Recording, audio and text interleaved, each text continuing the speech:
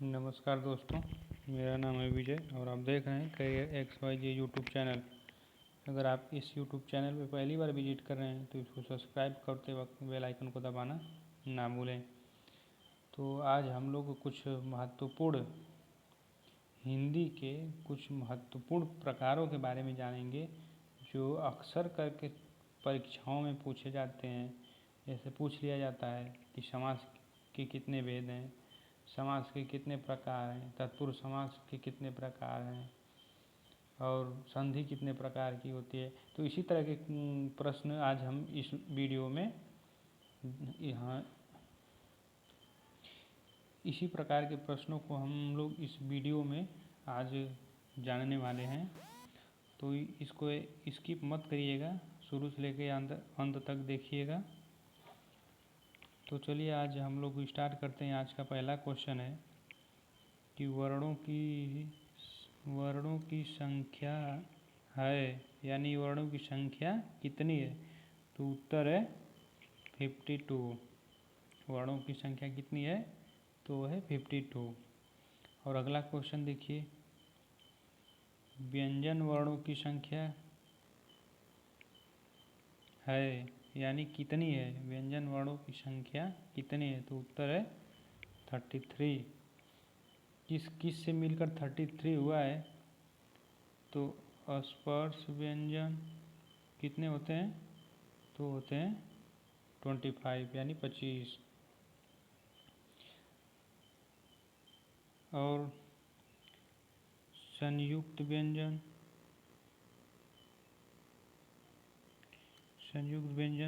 4 होते हैं। ऊष्म व्यंजन वो भी 4 होते हैं। तो 25, 4, 29, 4, 33। तो ये स्पर्श और संयुक्त ऊष्म व्यंजनों से मिलकर ये व्यंजन वर्णों की संख्या कितनी होती है तो होती है 33। चलिए अगला क्वेश्चन देखते हैं। क्वेश्चन नंबर 3, संचारी भाव की संख्या है। तो उत्तर है, छतरी लिखा गया है, सॉरी, 33 यानी 33। संचारी भाव क्या होते हैं। संचारी भाव उसे कहते हैं जो मन में संचरण करने वाले भावों को संचारी भाव कहते हैं। यानी मन में जो संचरण करते हैं उसे संचारी भाव कहते हैं। चलिए अगला क्वेश्चन देखते हैं। क्वेश्चन नंबर 4, सात्विक भाव की संख्या है यानी कितनी है तो है 8। भरत मुनि का माने तो उनके अनुसार नाट्य शास्त्रों में भावों की संख्या कितनी है तो है 49 मानी गई है भरत मुनि के अनुसार। चलिए अगला क्वेश्चन देखते हैं। अगला क्वेश्चन है क्वेश्चन नंबर 5, संधि के भेद। संधि के कितने प्रकार हैं तो है 3 प्रकार। चलिए ये भी जान लेते हैं 3 प्रकार कौन कौन से होते हैं। तो पहला है स्वर संधि, दूसरा है व्यंजन संधि। एकदम आराम से समझिएगा, घबराने की कोई ज़रूरत नहीं। तीसरा है विसर्ग संधि। तीसरा कौन सा है तो है विसर्ग संधि। चलिए अगला क्वेश्चन देखते हैं। क्वेश्चन नंबर 6, स्वर संधि के कितने भेद हैं। स्वर संधि के भेद यानी कितने भेद हैं। तो स्वर संधि के कितने भेद हैं तो है 5। कौन कौन से, चलिए इसको देख लेते हैं। पहला हो गया दीर्घ स्वर संधि, दूसरा हो गया गुण स्वर संधि, तीसरा हो गया वृद्धि स्वर संधि, चौथा हो गया यण स्वर संधि, पांचवा हो गया अयादि स्वर संधि। ठीक, तो स्वर संधि के कितने भेद हैं तो है 5 भेद। चलिए अगला क्वेश्चन देखते हैं। क्वेश्चन नंबर 7, समास के भेद हैं, यानी समास के कितने भेद हैं? तो हैं 6। कौन कौन से? चलिए जान लेते हैं। पहला है अव्ययी भाव समास। अव्ययी भाव समास। दूसरा है तत्पुरुष समास। तीसरा है कर्मधारय समास। चौथा है द्विगु समास। पांचवा है द्वंद्व समास। छठा है बहुब्रीहि समास। ठीक, पेन सही से चल नहीं रहा है, इसके लिए सॉरी। चलिए अगला क्वेश्चन देखते हैं। Question number 8। तत्पुरुष समास के भेद हैं, यानी तत्पुरुष समास के कितने भेद हैं? तो है 6। चलिए अगला क्वेश्चन देखते हैं। प्रश्न संख्या 9। कारक के प्रकार, यानी कारक के कितने प्रकार हैं? तो है 8। कौन कौन से? कर्ता कारक, दूसरा है कर्म कारक, कर्ता कर्म करण संप्रदान अपादान अधिकरण संबोधन, ये सब मिलाकर कितने होते हैं? 8 होते हैं। चलिए अगला क्वेश्चन देख लेते हैं।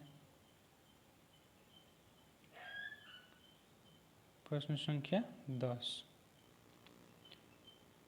वचन के प्रकार। वचन कितने प्रकार के होते हैं? तो होते हैं 2। हिंदी में वचन 2 होते हैं, वहीं संस्कृत में 3 होते हैं। तो हिंदी का जान लेते हैं। हिंदी में 2, एक वचन,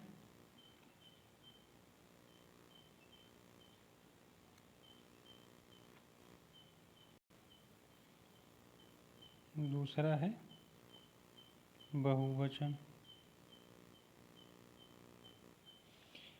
चलिए अगला क्वेश्चन देखते हैं। Question number 11। लिंग के प्रकार। लिंग के कितने प्रकार हैं? तो हैं 2। कौन कौन से? पहला है पुल्लिंग, दूसरा है स्त्रीलिंग।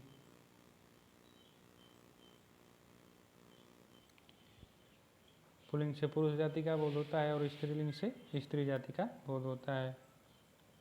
चलिए अगला क्वेश्चन देखते हैं। प्रश्न संख्या 12। काल के भेद, यानी काल कितने प्रकार का होता है? तो होता है 3 प्रकार का। कौन कौन सा? वर्तमान काल, दूसरा है भूतकाल, तीसरा है भविष्य काल। चलिए अगला क्वेश्चन देखते हैं। प्रश्न संख्या 13। विशेषण के भेद, यानी विशेषण कितने प्रकार का होता है? तो होता है 4 प्रकार का। चलिए अगला क्वेश्चन देखते हैं। Question number 14। सर्वनाम के भेद। तो सर्वनाम के कितने भेद होते हैं? तो होते हैं 6 प्रकार के।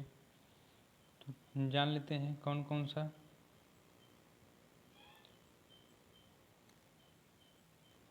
चलिए पहले विशेषण के भेद जान लेते हैं। 4 प्रकार के कौन कौन से होते हैं? तो पहला होता है गुणवाचक विशेषण, दूसरा होता है संख्यावाचक विशेषण, तीसरा होता है परिमाणवाचक विशेषण, चौथा होता है सार्वनामिक विशेषण। चलिए अगला क्वेश्चन है सर्वनाम के कितने भेद? तो सर्वनाम के 6 भेद होते हैं। कौन कौन से होते हैं? तो पहला देखिए पुरुषवाचक सर्वनाम, दूसरा होता है निश्चयवाचक सर्वनाम, तीसरा होता है अनिश्चयवाचक सर्वनाम। चौथा होता है प्रश्नवाचक सर्वनाम। पांचवा होता है संबंधवाचक सर्वनाम। छठा होता है निजवाचक सर्वनाम। ये सर्वनाम के 6 भेद होते हैं। चलिए अगला क्वेश्चन देखते हैं। प्रश्न संख्या 15, क्रिया के प्रकार। तो क्रिया के कितने प्रकार होते हैं? तो होते हैं 2 प्रकार के। कौन कौन से? तो पहला होता है सकर्मक क्रिया, दूसरा होता है अकर्मक क्रिया। पहला सकर्मक क्रिया और दूसरा अकर्मक क्रिया। क्रिया के कितने प्रकार होते हैं? तो होते हैं 2 प्रकार के। चलिए अगला क्वेश्चन देखते हैं। छंद के कितने प्रकार होते हैं? तो छंद के 2 प्रकार होते हैं। कौन कौन से छंद? पहला होता है वार्णिक छंद, दूसरा होता है मात्रिक छंद। छंद के कितने प्रकार होते हैं? तो 2 प्रकार के होते हैं छंद। कौन कौन से? वार्णिक छंद और मात्रिक छंद। चलिए अगला क्वेश्चन देखते हैं। प्रश्न संख्या 17, प्रश्न संख्या 17, अलंकार के प्रकार। यानी अलंकार कितने प्रकार का होता है? तो होता है 3 प्रकार का। कौन कौन सा? तो चलिए जान लेते हैं। पहला है शब्दालंकार, दूसरा है अर्थालंकार,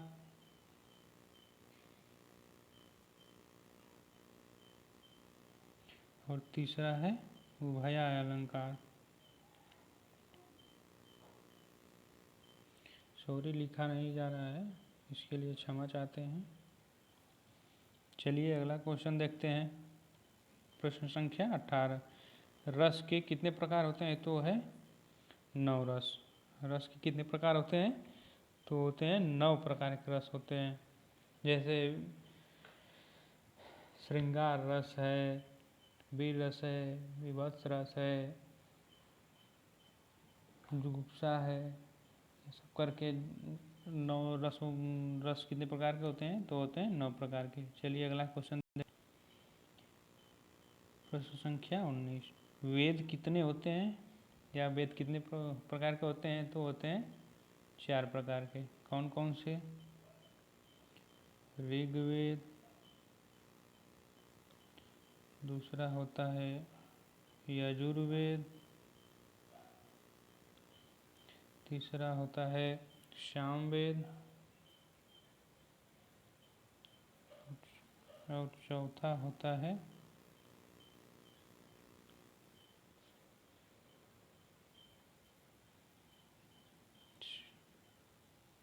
चलिए अगला क्वेश्चन देखते हैं। प्रश्न संख्या 20, पुराणों की संख्या कितनी होती है? तो होती है 18।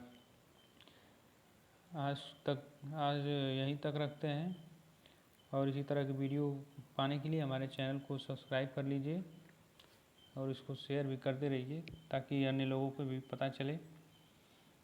तो चलिए रखते हैं। Thank you.